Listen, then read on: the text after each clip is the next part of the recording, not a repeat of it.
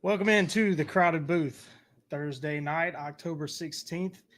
My name is Will Maness. I'm going to be previewing Auburn versus Missouri, Saturday night's SEC matchup from inside Jordan-Hare Stadium. So settle in, grab you a drink, grab you something to eat, settle in. We're going to be talking some Auburn football tonight on the Crowded Booth.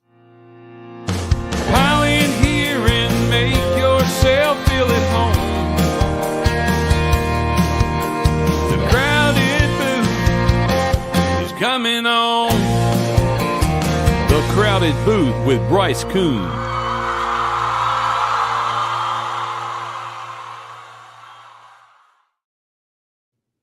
Happy Thursday night, everybody. You're watching the Crowded Booth. My name is Will Maness.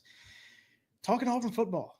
Auburn hosts Missouri Saturday night from inside Jordan-Hare Stadium. Missouri currently a 1.5-point favorite. Over-under set at 43.5. Those numbers coming from FanDuel, our friends over at FanDuel for the 2025 season.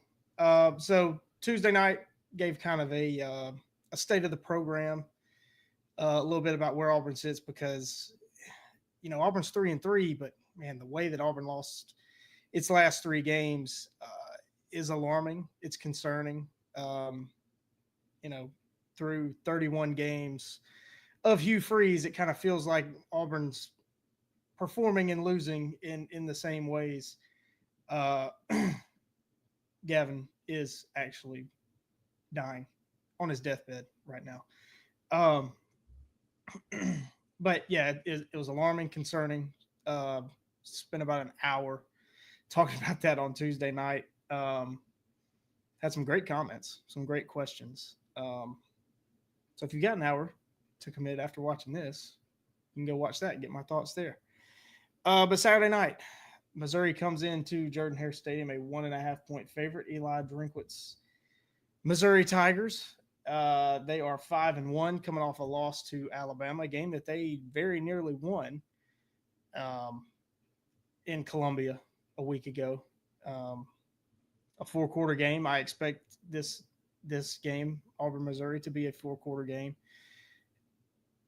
And I'll be honest, I didn't get as much prep on Missouri as I wanted to leading into this, but nonetheless, I'm going to give it a shot anyway. So want to go through some numbers for you, numbers with you, comparing the two teams, who to look for Missouri, things like that. So we'll start at the quarterback position.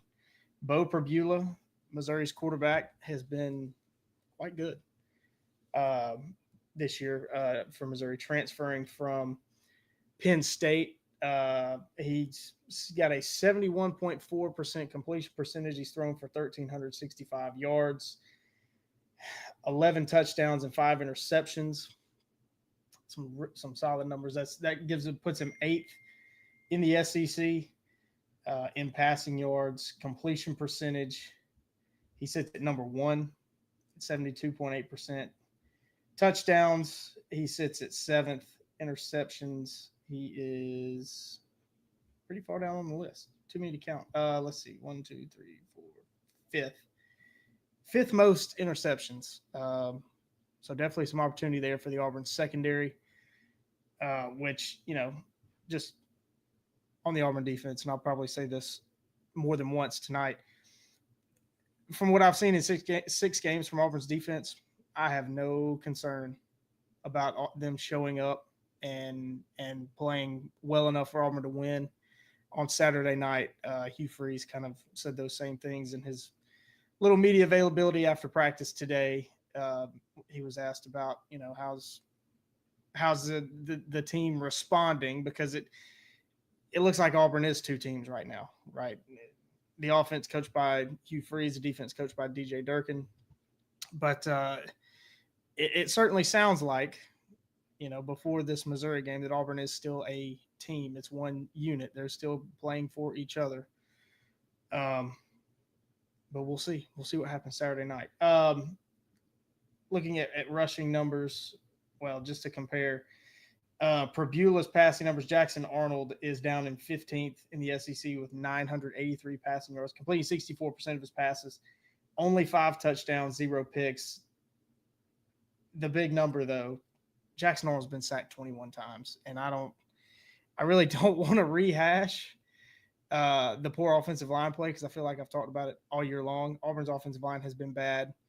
Um, it does not match up well with Missouri's defensive front, which I'll talk more about. Bo Perbula sacked 14 times. So again, opportunity there for Auburn. I think there's certainly some opportunities for Auburn to be successful, to make big plays, especially defensively. A big reason why the spread is only 1.5, I think. So certainly some opportunities, at least in the passing game. Now the run game is my first key for Auburn to win this game, and it's slow down Ahmad Hardy, which no one has been able to do yet. He leads the SEC in rushing yards, 782 rushing yards, 6.8 yards per carry, and 9 touchdowns. First in yards, first in touchdowns. But the big problem is you slow him down. Their number 2 running back is no slouch either, Jamal Roberts. He is 10th in the SEC with 400 rushing yards, and he's got 3 touchdowns, averaging over 7.5 yards a carry. Missouri's offense under Eli Drinkwitz, they're a run-first offense. Right, I think their game plan is to wear you down with the run game. They've got, Ahmad Hardy's he's been in my Heisman list just about every week, probably since week 3. I think I've had him in my top 5. Is Andrew Dempsey? He had like 50 against Bama. Yeah, Alabama slowed him down. They've been really the only team to do it. But for the most part, man, nobody's been able to slow him down. So big challenge for Auburn. Looking at Auburn's rush defense, it's been really, really good this year. They're 3rd in the country in EPA per rush, which that's a fancy, some advanced analytics. It's basically the efficiency of Auburn stopping the run. Their success rate, which against the run, 49.5%. That's good for 30th in the country. So Auburn's done some good things defensively against the run. That's where it starts for Missouri. So if Auburn can slow it down and really limit Ahmad Hardy, similar to the way Alabama did, they certainly give themselves a chance to win. Auburn's secondary, I've got no problems with. Kayan Lee, he had that targeting against Georgia, but thankfully for Auburn, it came in the first half. So he won't miss any time against Missouri, which would be difficult. Missouri's got some good wide receivers, headlined by Kevin Coleman, 9th in the SEC in receiving yards, 388, just 1 touchdown for him. But their number 2 guy, Marquise Johnson, right there with him, 296 yards, 2 touchdowns. Bo Perbula in this offense, he really just kind of plays point guard. He's made some big time throws this year, but it all starts on the ground for Missouri. If Auburn can't stop Missouri on the ground, it's going to be a long night. It'll be a very long night for Auburn. So key number 1, Auburn's got to slow him down. He's getting Heisman talk for a reason. He's been really, really good. Next key for me, Auburn needs to run the ball, and some numbers to show you why. Auburn offensively, their EPA per rush is 15th in the country. Success rate is I actually read it wrong a minute ago. Auburn's 30th in the country in rush offense success rate. They're 2nd in the country in rush defense success rate. So even more reason to feel good about Auburn defensively against the run. Missouri 5th in the country in offensive success rate running the ball. 19th against the run, third in the country at defensive success rate against drop back pass. And that has been where Auburn's offensive line has struggled the most. And that's another reason. More numbers here to tell you why Auburn should run the ball. Auburn is still top 10 in the country in, well, they were top 10. They are now 21st in yards before contact, averaging 2.89 yards per rush before contact. So the offensive line gets pushed. You go back and watch the Georgia game, which I spent a lot of time going back and watching it, especially in that first half when Auburn was so good. They were getting some really good push on Georgia's defensive line. So they can do it. Right? That's the thing. Auburn can do it. They do it best on the ground. They need to keep doing it. And the numbers back it up. Yards after contact, Auburn running back's been pretty good, averaging over 3 yards per carry after contact. Missouri is number 2 in the country in allowing yards after contact, just over 1.5 yards a carry. So they tackle well. They tackle well, which, you know, if you're going to be Auburn, you got to be physical. And Missouri's going to play physical. You know, they want to run the ball. They key in on stopping the run. So Auburn's got to match that physicality on Saturday night. Another number for rushing, Auburn success rate on QB design run percentage, 26%, 18th in the country, and 52nd in quarterback design run EPA. That's where Jackson Arnold's been at his best, is running the ball. He's great at power read. I want to see more of that from Auburn, where he goes. Jackson Arnold between the tackles has been really good. Been really, really good.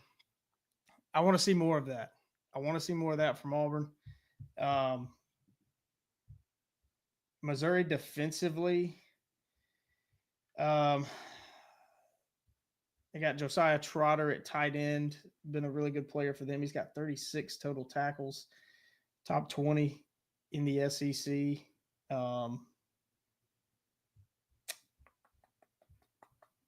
am I looking for here?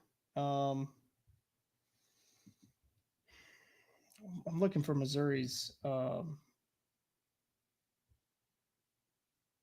their sacks. I thought I had it up. I don't have it up. Bear with me here. Damon Wilson, their defensive end, second in the SEC, 5.5 sacks. They're going to get after the quarterback. Zion Young on the other end, he's got 3 sacks for Missouri. Khalil Jacobs at linebackers got 3 sacks. Missouri gets after the quarterback. They stop the run and they get after the quarterback, which is going to be a problem for Auburn up front. I mean, it's been talked about all year long. When Auburn's offensive line drops back, it's a drop back straight pass. Auburn's offensive line has not been good. The offensive line has been bad. I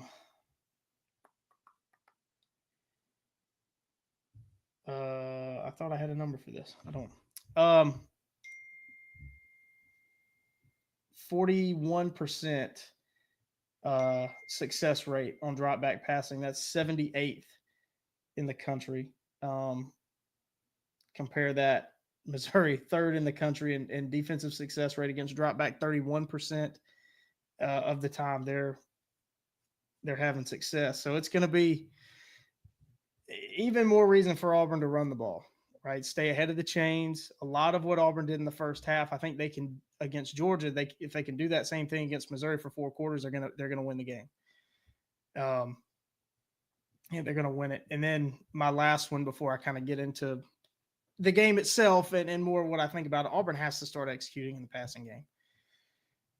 The 2 big plays from the Georgia game that stick out. The biggest one, obviously, the missed post to Eric Singleton.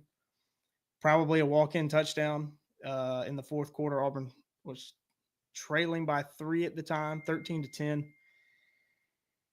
Probably a walk-in touchdown if Arnold puts that on Singleton and Singleton can come down with it. The other one, it was in the 3rd quarter. I can't remember the time, but Auburn runs a little slant to Perry Thompson, and Jackson Arnold just whiffs on the throw. I mean, just spiked it. And the frustrating part with that play was Auburn ran the same exact play in the first half, in the first quarter, to Cam Coleman. Arnold puts the ball right on the money, and completes it for an 8-yard gain.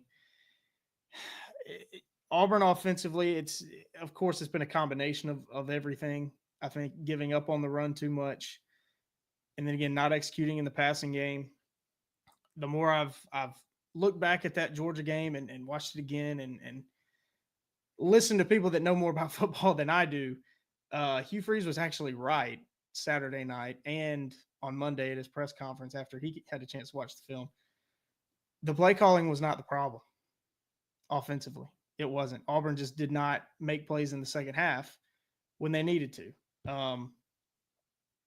But again, for me, it comes back to coaches have to do a better job putting them in position to make those plays.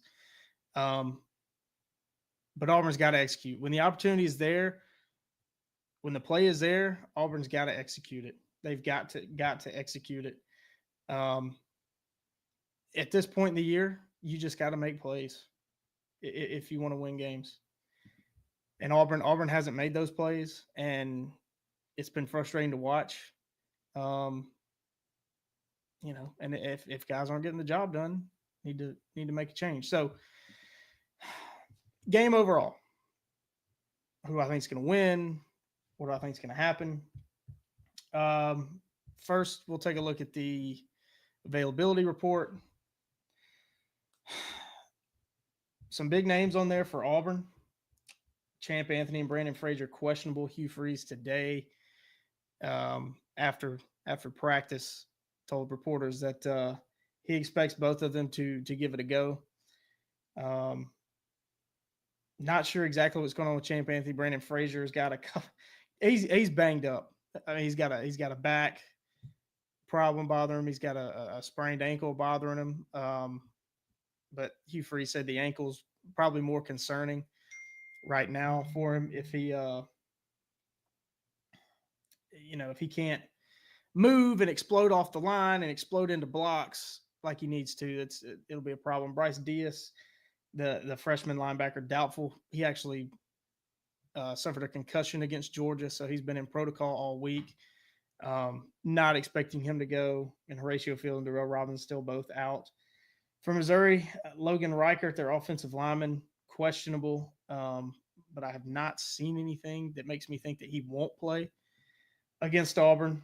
Then, of course, Sam Horn suffered a awful injury in week 1, out for the year. And their kicker, Blake Craig, I don't know anything about his injury, but he's out as well. So some big-time contributors for Auburn popping up on the injury report. Champ Anthony, obviously a leader in the secondary for Auburn, playing safety. He's been really, really good this year. Played through a broken thumb for a lot of the year. Played with a club on and has continued to make plays. Brandon Frazier has really come on the last 2 games. He caught a couple passes against Texas A&M, and my initial thought was, what if Brandon Frazier's catching passes? Something's wrong. Something's going on, right? But he had a couple really good ones against Georgia, and he the more I see it, the better I think he looks with the ball in his hands.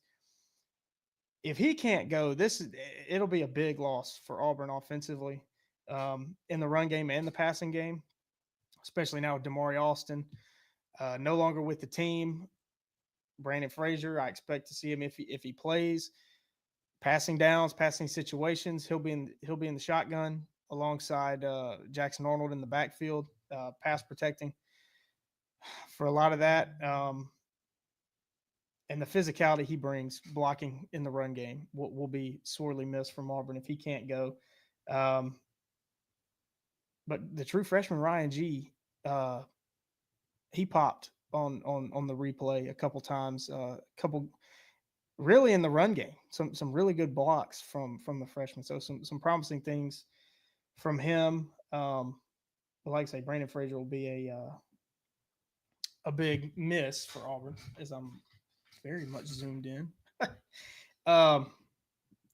So this game overall. What do I want to see from Auburn? I want to see Auburn really just play with consistency for 4 quarters, which they have not been able to do um, all year long. Um, and really, what I want to see from Auburn, especially offensively, is more mental toughness. I think Auburn offensively is a mentally weak team, or they have been the first half of the year. Um, worried too much about officials. And it's the reality, right? The calls have not gone Auburn's way. And it's usually when they have the ball that the calls don't go their way, it is unfortunate, and it does hinder what you can do offensively and what you're going to do offensively. But to me, through 6 games, I'm tired of seeing it, and I'm not a guy that's really okay with just making excuses. And at this point, you have to expect it. I mean, it's the old cliche, right? Every official's terrible. They're terrible at all levels. That doesn't just change now because you're playing big boy SEC football, uh, and that's been a problem across the conference. The officiating has been terrible, so expect it, right? Expect it. Make plays. Don't leave it up to the officials. That's the easiest way to do it. And at the first sign of Missouri's defense getting a stopping what Auburn's wanting to do offensively, you've got to be able to adjust and just have the mentality that they're not going to stop us. We're going to keep putting up points. And the hard part about picking Auburn, and it's been this way all year long, is the potential's there. The talent is there. Auburn is more than enough talented, especially offensively, to go out there and put up a lot of points and win a lot of games. They just haven't done it. And, you kind of, and I think everybody's just kind of sitting around waiting for Auburn to do it. And they just haven't, it hasn't happened yet. And I'm very worried about the mentality of this team. I'm very worried about the defense just deciding to mail it in because they've done all they can do and they're getting no help from the offense. And when I look at Missouri, this feels crazy to say, but I think Missouri might be a little bit better than Georgia. Both are very good teams. Funny enough, both have lost at home to Alabama already this year. I think they're pretty similar teams. I think Missouri might just be a little bit better than Georgia, and that worries me. As an Auburn fan, if I'm thinking about Auburn, that worries me. So I'm gonna pick this game. I'll pick Missouri to win this game and to cover that 1.5 point spread. And I'm worried that it's going to get ugly. I worry that Auburn can, if it's been more of the same for Auburn like it's been all year, and Auburn can't put up points and Auburn can't sustain drives, I think it will get ugly. Because I look at that Missouri team and that Missouri sideline, and Eli Drinkwitz, he's not going to let up. Right? He's not going to let up. He's going to keep the foot on the gas for 4 quarters, and he's going to try to score as many points as he can. That's who he is. And he doesn't care who he's playing against. Right? He doesn't care if, Hugh Freeze for the last 2 weeks has been saying how he's friends with everybody. Drinkwitz doesn't care. When the ball kicks off, when it's game day, he's not friends. So he's not going to take it easy. You can't take it easy on anybody in the SEC, and he certainly doesn't, which I really like about him. I'm just worried this game gets ugly. Right? I think and it feels very odd to say this with Auburn sitting at 3-3, that Hugh Freeze might just be a dead man walking. That I don't know that he can resurrect this team, this program. And, I worry that the wheels are just going to fall off on Saturday night. Auburn touting that it's the 19th straight sellout. I don't expect Jordan-Hare Stadium to be full Saturday night. Which, they have all these sellouts, but it's rare that every person is in their seat for the game. So I'm expecting that. I think a large part of the fan base has started to kind of turn football season off, and looking toward basketball season already. And I'm just afraid. I'm worried that is going to show itself on Saturday night. I'm very worried about how the second half of 2025 is going to go for Auburn. And you look at the back half of the schedule and you think you could look up and Auburn could be 5-1, finish the year 8-4, or even 3-2, finish, or 4-2 and finish 7-5. They can. They just have to turn it on, and they haven't done it yet. And I think at this point in the year, we know who Auburn is. We know what Auburn is. We know what they're going to do, and I'm worried that nothing's really going to change. Nothing's really going to change. So I'm going to take Missouri to win and cover this short 1.5 point spread, over under. Like I say, I'm worried about it because Auburn has the potential to just pop off and score a lot of points. But, I worry. And, as far as Hugh Freeze, and I see a comment here from Joe the Pilot, I want to see Auburn fire someone this week. I think Auburn would have to lose by 2 or 3 touchdowns to see somebody get fired. Whoever it is, whoever gets let go first, I think it'll have to be a 14 or 20 point loss for Auburn, which doesn't happen often at Jordan-Hare Stadium. If a change is going to happen, it feels like it's going to be sooner rather than later, but I think the wheels really have to fall off for Auburn. So that's it. I'm going to get out of here. Enjoy your Thursday night. Enjoy your college football weekend. We will be back live Sunday night talking what is sneaky a loaded Saturday, especially in the SEC, some big games in the ACC as well. So head over to YouTube if you're not there already. Subscribe, hit the notification bell so you don't miss anything. We're live 3-4 days a week.